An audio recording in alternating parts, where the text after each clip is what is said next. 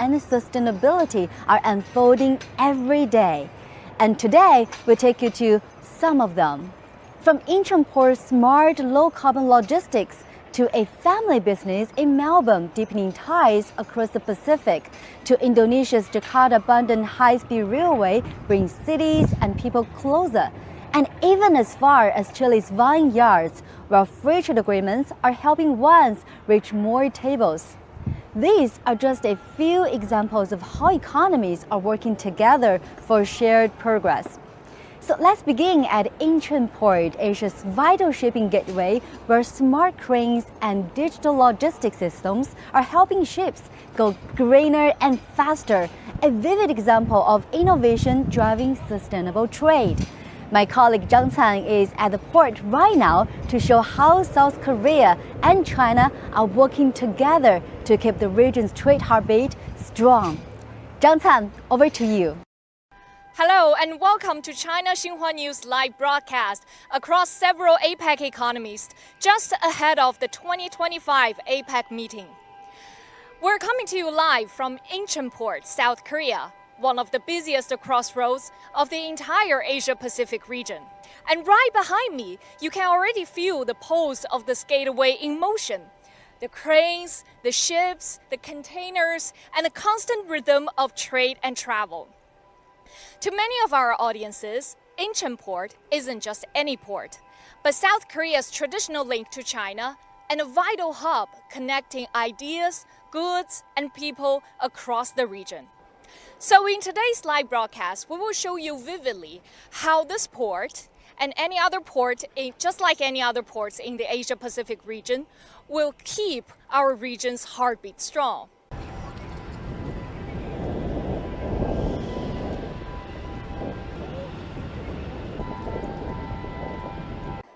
So speaking of connectivity here in Incheon, South Korea, let's start with the most personal form of connection, that is people. Since South Korea introduced its visa waiver program for Chinese group tourists, there has been a wave of what locals call a spontaneous trip that starts whenever you decide to go. Now, tourists from Shandong, Tianjin, and other coastal cities in China can hop on the cruise ship and in just a few hours, step ashore right here in Incheon. This is travel made effortless and a perfect snapshot of how policy turns into real-world connection. So actually, long before South Korea has issued the visa-free policy for Chinese group tourists, Chinese government, starting last year, has issued a series of visa-free policies for foreigners. So each of those visits adds warmth to people-to-people ties, deepens understanding, and makes our region feel a little closer.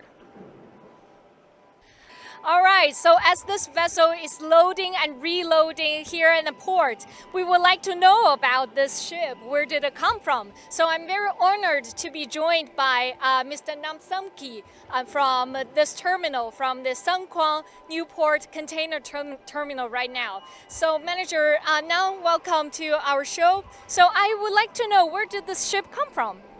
Yeah, this vessel is from Dalian, Zhongguo. Oh, so from Dalian. So do you have a lot of ships and trade between Chinese ports?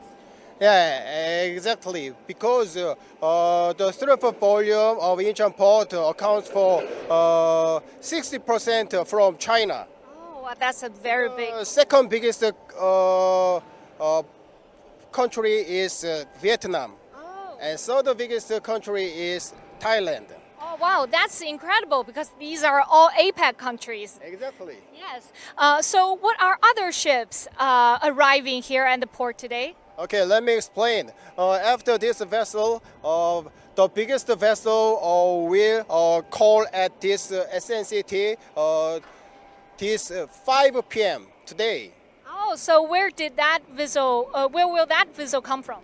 Yeah, that vessel is navigating between United States, LA, and Incheon Port, and 13,000 TEU class. Oh, that's a huge ship. So another APEC country, the United States. Exactly. Okay, thank you very much, Mr. Nam. Thank you. Thank you.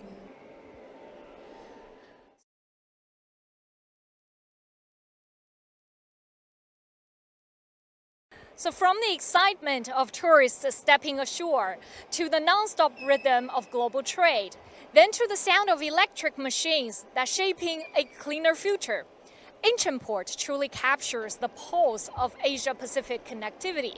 Thanks for hanging out with us today. We will keep you updated all the latest as the APEC Summit approaches. For now, please enjoy the vibrant energy of Incheonport and stay tuned for more stories from across the region. I'm Xinhua correspondent Zhang Can reporting from South Korea. Thank you, Zhang Can. From the bustling Incheonport to the warm smiles of Chinese tourists stepping ashore, we've just seen how South Korea is turning connectivity into real momentum, both in trade and in people-to-people exchanges. But the APEC story continues beyond Korea. In Australia, that same spirit of openness and innovation is taking shape in new ways. In Melbourne, one family business is showing how APEC cooperation can turn distance into opportunity, blending Australian quality with Asian creativity and taking made in Australia products to the world stage. My colleague Xu Haijing is there with the story. Welcome to Xinhua Live across several APEC economies just ahead of APEC meeting. I'm Xu Haijing reporting from Melbourne, Australia, a country closely connected with its Asia-Pacific neighbors through trade, innovation, and people-to-people exchanges. I'm now in the office of Tailentail, a Melbourne-based company focusing on pet nutrition. Its story tells us a lot about how regional cooperation under APEC brings people and innovation closer together. Hello, Scott. Hi, welcome to Tailentail. So the Tailentail story all started with the Franklin family, and Scott is the 6th generation of this family. So Scott, could you share with us your family story? Sure. So my family first started moving to Australia from the UK in the first half of the 1800s. And from generation to generation, our family carried a deep love and respect for animals. And that passion and care for animals is really what inspired us to create Tailentail. So was there a moment that you made up your mind to bring your business outside Australia? Yeah, great question. So it was probably a few years ago. My wife and I were travelling internationally, including through China, and we noticed that there weren't many Australian premium pet food brands available overseas. So we felt that with that combination of quality and science and Australia and New Zealand's reputation for clean, safe food, that we really did have a product that the rest of the world would appreciate. It was a magic moment, wasn't it? So, but how could you be sure that this is a right decision? I mean, what brought you to take the bold step to bring your business outside Australia despite the long distance and the cultural gaps between Australia and your target market, for example, China? Yeah, so it definitely was a significant moment for us, but it led to a lot of careful investigation and planning. One of the key things that gave us confidence was the strong trading relationships between Australia, New Zealand and China. The free trade agreements that Australia and New Zealand have with China mean that our products can enter the Chinese market with zero tariffs, and that obviously makes them much more competitive. In terms of transport and logistics, it's now so much more efficient to move product from the Oceania region to Asia. And for example, we can ship product direct from our factories to major ports in China. This means that our product arrives fresh and on time, and often only a few weeks after production. Have you noticed a big difference in your business after you go from local to global in terms of production, profits, and reputation, etc.? Absolutely. So going from a local business to a global business has had tremendous benefit for us. On the Tailentail business side, it's certainly resulted in a significant increase in demand, production, revenue, and brand recognition. It also has enabled us to better support some of our suppliers. And a great example is our Kakadu plum supplier in Northern Australia. So by us growing internationally, they're able to help build a more robust and sustainable supply chain and industry, and obviously that has local employment effects as well. So what's your future plan to going even further? Yes. One of the things that we will be doing, for example, is at early November, we're heading to Shanghai to participate in a showcase of Victorian businesses at the China International Import Expo, the biggest event of its kind. We've been to that event three years in a row now, and it is always an amazing opportunity to connect with more international partners. And not just from China. The event attracts so many people from all around the world that it's a really great opportunity and a really important platform for us to further share the Telltale story. Thank you, Scott, for the introduction. It looks like we have a truly Asia-Pacific business here, sourcing materials in Australia and New Zealand, manufacturing in New Zealand and Australia, and injecting some unique Aussie ingredient with the help of technology, marketing in China and hopefully the United States. I'm Xu Haijing reporting in Melbourne, Australia. Thank you, Haijing. The story of Telltale shows how open trade, innovation, and people-to-people connections can turn a family dream into a global brand.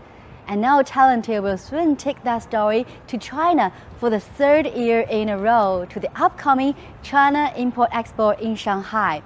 That's where companies from around the world will continue to show how openness creates opportunities. Now let's go live to my colleague Yu Zhixing in Shanghai. Hi, Yu. Thank you, Ma Zhen. Welcome to China and welcome to Shanghai. I'm standing here at the Bund, one of the city's most iconic landmarks. Across Huangpu River, the skyscrapers of Lujiazui house many global companies that are growing with China. Every day, new ideas, partnerships, and conversations take place here, showing just how deeply Shanghai is connected to the world economy. Today, Shanghai also stands as a symbol of China's shift from made in China to created in China. The Shanghai Suzhou Innovation Cluster was recently ranked among the world's top 10 in the Global Innovation Index, alongside the Shenzhen, Hong Kong, Guangzhou, and Beijing, reflecting China's growing strengths in technology and creativity. And the same spirit of openness and innovation will soon be in the full display at the upcoming China International Import Expo, where companies from around the world, including many from the United States, will showcase their latest breakthroughs. The American Chamber of Commerce in Shanghai says the platform perfectly captures what APEC stands for, connecting economies, building trust, and driving shared prosperity. And today, joining me is Eric Zheng, the president of AmCham Shanghai. Let's check out. Hey, Eric, nice to meet you. Welcome to AmCham, Yo-Yo. Thank you. Thank you. Thank you, Eric, for accepting the interview. The APEC theme this year is Building Sustainable Tomorrow, Connect, Innovate, Prosper. So from the perspective of American business in China, how can China and the U.S. work together to strengthen connectivity and rebuild trust in global trade amid the growing geopolitical tensions? I think APEC is in a great position to create an environment where economies can work together in terms of reaching those goals, in terms of green economy, digital economy, and also more inclusive economy. And I think APEC has done a lot in setting best practices in terms of reducing trade barriers, including reducing tariffs and also non-tariff barriers, and also setting up standards, harmonizing standards for different economies to work together. And I think APEC is in a great position to lead this effort so that different countries, different economies, whether you're big or small, can work together so that we can all benefit from the global growth of the economic activities. Why does economic collaboration between the world's two largest economies matters more than confrontation, not only for Asia, but also for the global economy?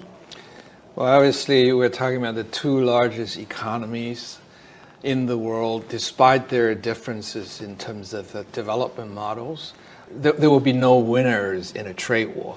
I think the two sides will have to find some common ground so that it will be win-win rather than zero-sum. And we're in this certainly in a very fragmented world these days, but the two largest leading economies will have to find ways to work together. Now, whether this is on a bilateral relationship or in a multilateral structure such as APEC. You know, here in Shanghai, the CIE, the ACIE is approaching. So as for AmCham Shanghai, as well as your members, will be the highlight of this CIE. Well, this would be our third consecutive year to participate in CIIE. And in the past 2 years, we had a lot of successes by holding an American pavilion promoting U.S. ag and food products. And this year we'll continue to do that by holding an American pavilion promoting agriculture and food products. And we actually will expand our presence this time, and also we add more exhibitors, partners to this year's participation. And we're looking forward to having another successful CRE. And the first CRE 2 years ago, we signed over $500 million worth of agreements, MOUs. And last year we even exceeded that by signing 711 million, 711, worth of products in agreements. And this year we are hopeful that we'll break that record. It will be nice to exceed 800 million. That's my goal, at least exceed last year to have another record year. Thank you, Eric. So looking forward to seeing you in the venue of the CIE. See you then. Just as Mr. Zheng mentioned, cooperation between China and the United States benefit not just only two economies, but the entire Asian Pacific region. From APEC dialogues to the upcoming Import Expo, one message is clear. When economies stay connected and innovate together, everyone can prosper. This is Yu Zhixing reporting live from Shanghai. Back to you, Ma Zhen. Okay, thank you, Yu. In Shanghai, you can truly feel how openness has become part of the city's DNA. From global companies along the bund to local entrepreneurs shaping new ideas every day, it's a reminder that economic connections aren't built overnight. They go through trust, consistency, and people working together along the borders. And that same spirit is now on the move in Indonesia. There, the Jakarta-Bandung High-Speed Railway is turning cooperation into speed and a shared vision into real connection. My colleague Sun Lei is at the station now with the story. Sun Lei, over to you. Thank you, Ma Zhen, and greetings from Indonesia. I'm now standing here at the Halim station in Jakarta, which is also the starting point of the Jakarta-Bandung high-speed rail line, or as locals call it, whoosh.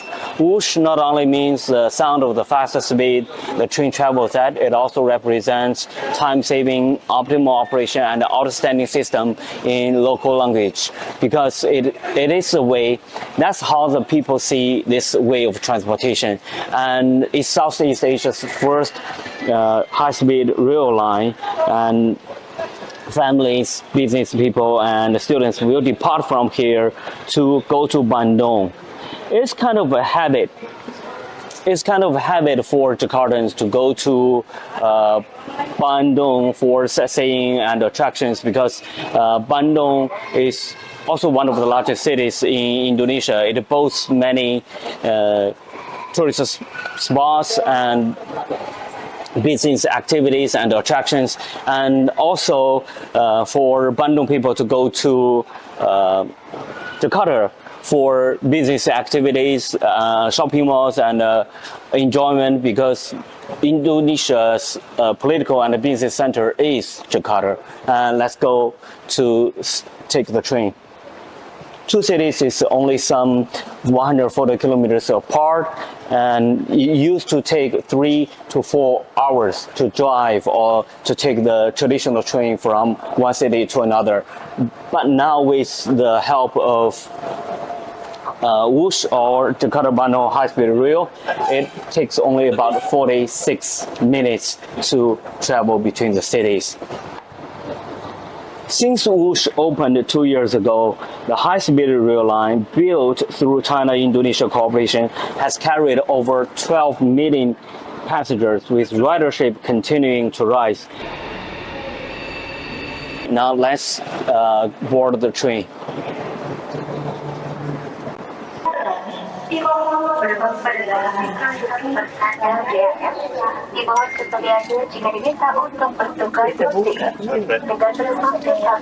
Okay.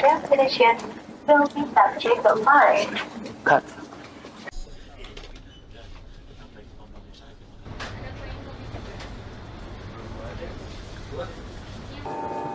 Now you are watching China Xinhua News live broadcast across several APEC economies just ahead of the 2025 APEC meeting. I'm now on the Jakarta-Bandung high-speed railway. And let's interview some of the passengers. Hi, excuse me. Hi, hello. May I know your name? My name is Mia. Mia. Yes, we're from Malaysia.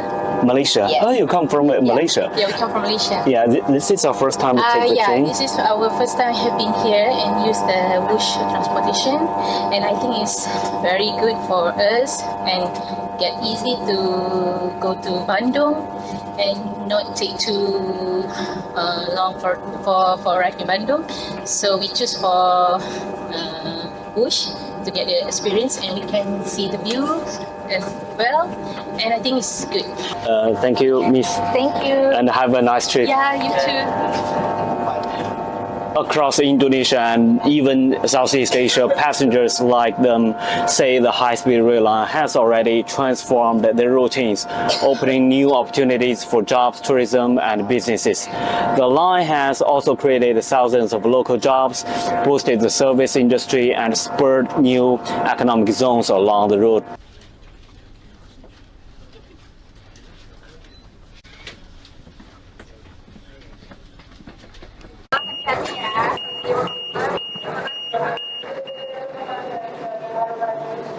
As we pull into Bandung, you can see people heading off in different directions. Some people to visit families and friends, some to work, and some just to explore the city. It's a short journey on the map, but a big step in how people, cities, and economies are now connected. From Jakarta to Bandung and even across Asia-Pacific region, projects like this show us how cooperation can truly move us forward. Reporting from the Jakarta-Bandung high-speed railway, I'm Sun Lei with China Xinhua News. Back to you, Ma Zheng. Thank you, Sun Lei, for that fascinating look at Indonesia's high-speed progress. From railways in Southeast Asia to trade routes linking markets across Asia-Pacific, the APEC economies are moving faster and working closer than never before.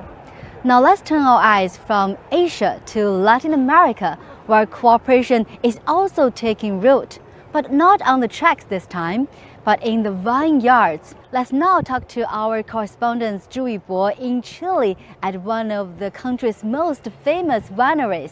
Hi Yibo, over to you. Hi Ma Zheng. I'm now at the Santa Rita Winery, located in the Santiago metropolitan region of Chile. Chile is one of the leading producers of New World wines, and I'm sure many wine lovers across the Asia-Pacific have seen or even enjoyed Chilean wines at home.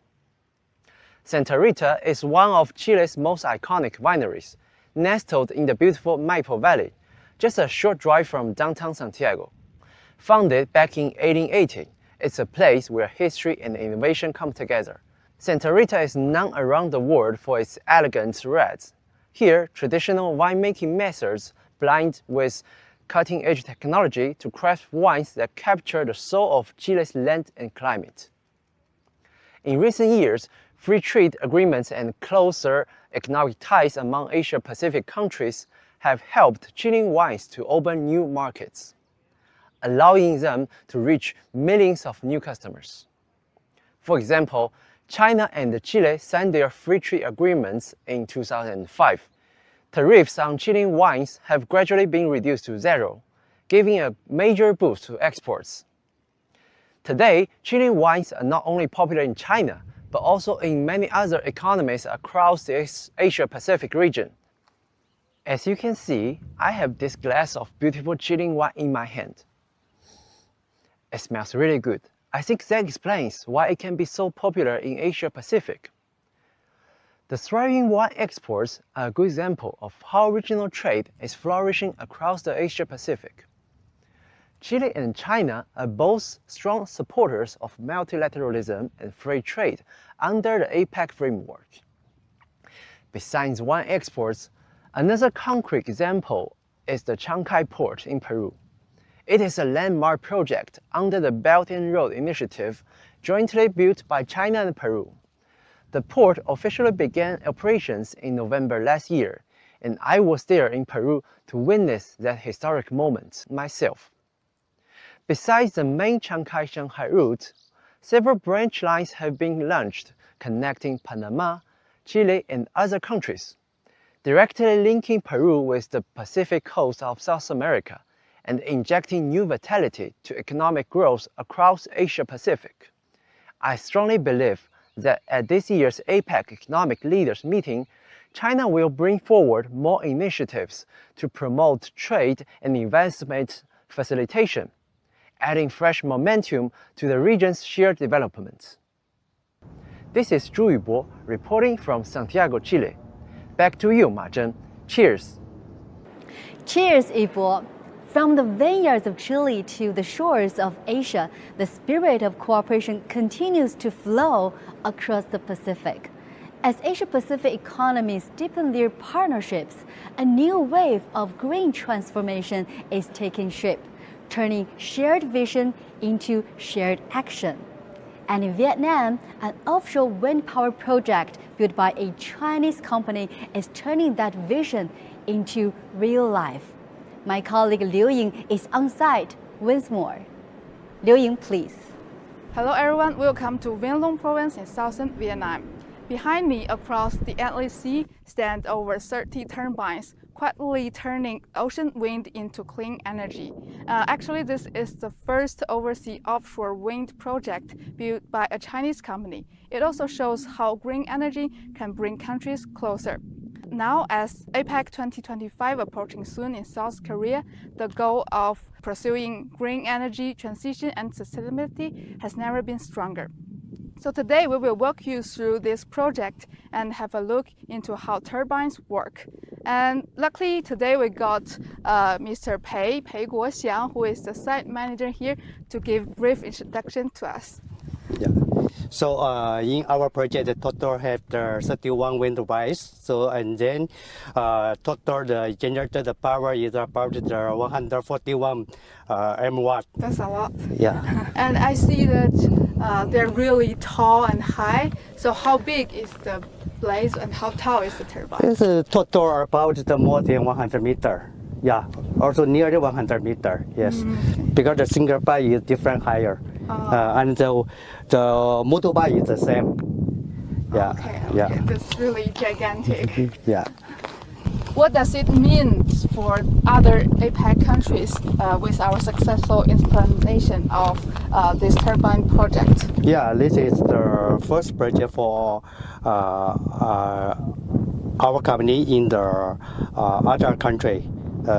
For construction the wind power project, and then we are also use the single pipe for this project. This is the first project in the world for our company. Yes, yeah. And I can show you the some issue for our substation. Okay. So Kevin, let's go. Yeah. Okay. Let's go.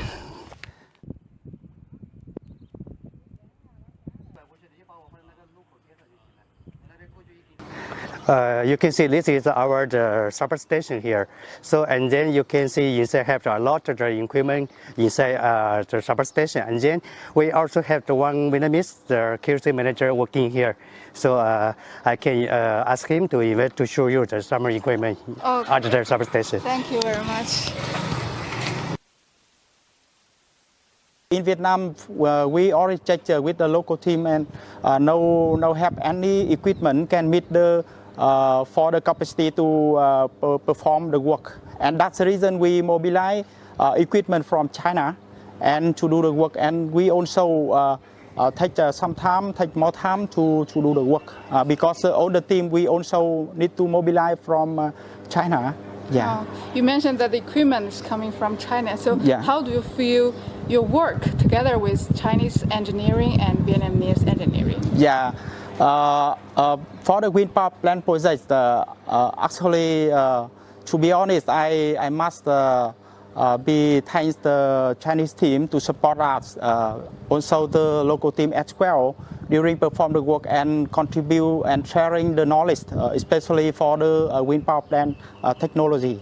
And during perform the work, we are together one team and work very hard. And then sharing and also the Chinese team supports the Vietnamese team so much on the work. And then I think in the future for the wind power plant project or also the solar projects will be developed more. Many Asia-Pacific countries are working together towards a same goal, a cleaner and more sustainable future.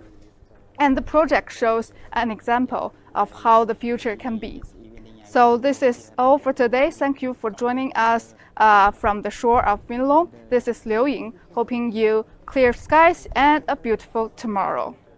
From ports and railways to vineyards and wind farms, the Asia Pacific is moving forward, powered by connection, cooperation, and shared opportunity. Across this vast region, economies are finding new ways to trade, to innovate, and to grow together, building bridges not just of commerce, but of trust and sustainability. As APEC economic leaders meet, one message is clear: openness brings progress and cooperation creates the future. I'm Ma Jun reporting from Gyeongju, South Korea. Thank you for watching, and our special thanks to all correspondents across the region for the insights and reporting. See you next time.